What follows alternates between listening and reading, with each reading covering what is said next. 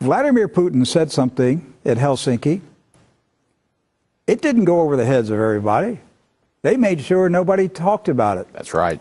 I can't find one news network. I can't find any newspapers that talk about it. There's a total news blackout on it. Vladimir Putin, well, we have the video. Yes, all right? we do. This is watch this, and then Doc and I will talk about it. For instance, we can bring up Mr. Browder in this particular case. Business associates of Mr. Browder have earned over $1.5 billion in Russia. They never paid any taxes, neither in Russia nor in the United States. And yet the money escaped the country. They were transferred to the United States. They sent huge amount of money, 400 million, as a contribution to the campaign of Hillary Clinton.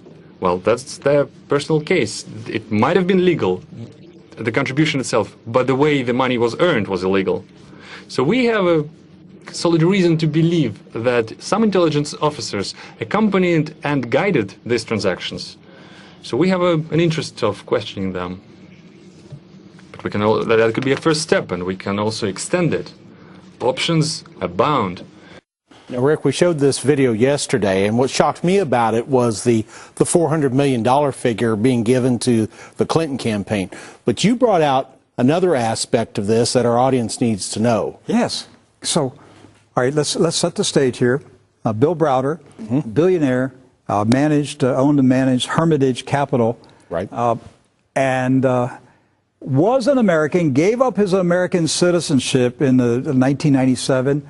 His parents were members of the American Communist Party. That's right. Born and bred communist. Yes, he was a communist. His parents were communists. He was raised by communists. Just like former CIA Director Brennan was a member of the Communist Party. Just remember that. Jay Johnson, the former Secretary of Homeland Security, his grandfather was a member of the Communist Party. That's right. We can go down the list of the communists, okay, that were in the Obama administration. Valerie Jarrett's father was a communist, all right? Everybody's a former communist, right? So Mr. Browder made billions of dollars in Russia. The figure that Mr. Putin quoted was $1.5 billion, and he said he didn't pay a dollar of taxes in Russia or the United States. Right. But $400 million of that $1.5 billion was secretly transferred to the Hillary Clinton campaign. Not to the Clintons personally, but to the campaign. And I'm telling you, Doc, yesterday, when I first heard it, my mind said $400,000 to the Clinton Foundation. Right. And it was like, and you caught it, and you said, no, did you hear the figure? $400 million. $400 million to the campaign. Right. So you've got Robert Mueller, who's indicted 12 Russians.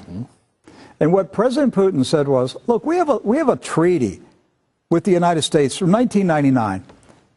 And both countries have agreed that if there is somebody in our country that has broken the laws of another country, of the other country, U.S. or Russia, right, we will cooperate. Law enforcement will cooperate, and law enforcement can come to our country. Our law enforcement can go to your country. We can extradite the people. Right. We're willing to cooperate with Robert Mueller. He is welcome to come.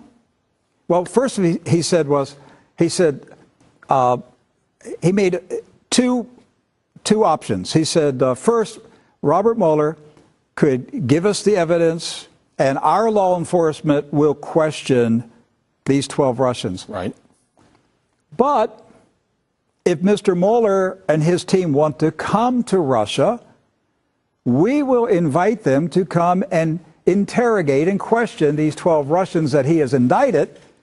However, but there's a catch. However, if his investigators come to Russia, our investigators must go to America, and we want to question Mr. Browder, and we want to question U.S. intelligence agents who facilitated, in fact, the words he used was accompanied and guided the $400 million to Hillary Clinton. U.S. intelligence agents.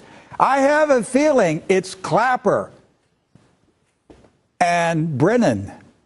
And he named today, somebody named in the Russian media, a former U.S. ambassador to Russia, McCall. McCall, They yes. named him as one of the people who helped move the $400 million from Russia to the Clinton campaign. Now, did it go into the Clinton campaign or did it go in the Democratic National Committee? Well, we don't know. President Putin seems to think it was the Clinton campaign. We could ask Donna Brazell. She tells the truth. Well, but how will we ever know? Because we never have access to the DNC servers, right? So there's no paper trail. There's no electronic record that you can have access to. Well, Robert Mueller is certain that the Russians hacked the DNC servers. Does that mean Robert Mueller's investigators finally physically seized and examined the servers that have never been examined since 2016? Right. Did you, Mr. Mueller, tell us? Tell us the truth, Mr. Mueller.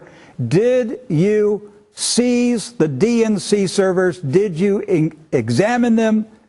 And where is the evidence? And why has it taken 2.5 years to see the servers? Right. Why? How did the FBI, how did the Democratic National Committee refuse entry to the FBI to come in and look at the servers? How do you do that? That's what I'd like to know. How do you say no to the FBI? No, you can't come in. Do you like open the door and stick your head out the door and say, no, You're the sorry, FBI. you're the FBI, you're not coming in? We'll call Mrs. Clinton. Now, Mrs. Clinton says you can't come in. Where are the DNC servers? Where's Debbie Wasserman Schultz's servers? Where are the servers from the House of Representatives that the Iwans had? Where's Seth Rich's murder? Who is Seth Rich's murder? There's a lot I'd like to know. Where's Hillary Clinton's servers? Oh, and that brings up something, doesn't it?